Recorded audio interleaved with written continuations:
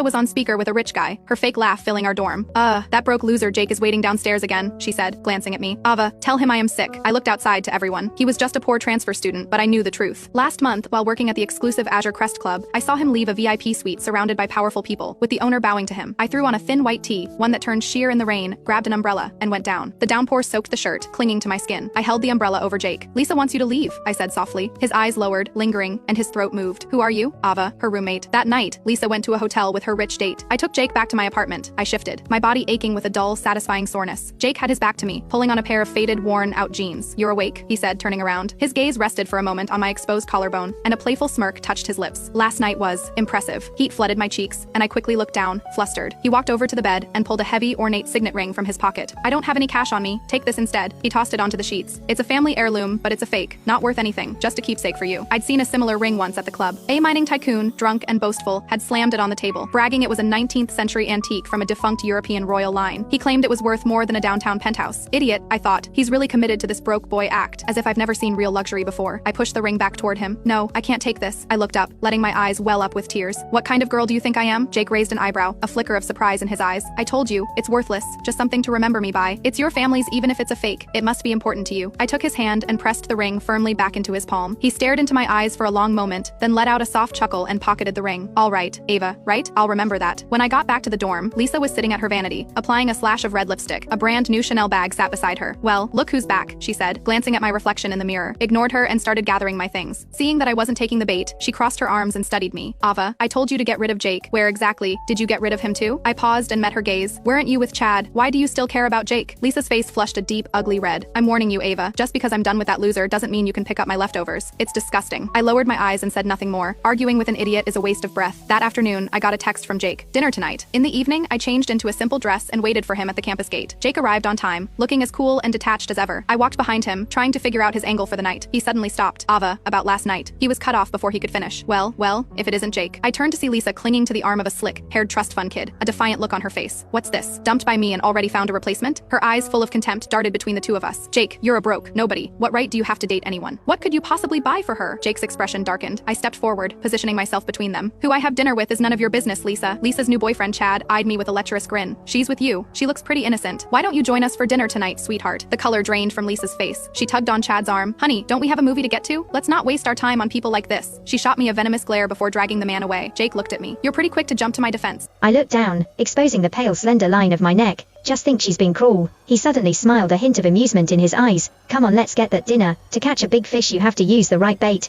Little did I know, this dinner would expose his true identity.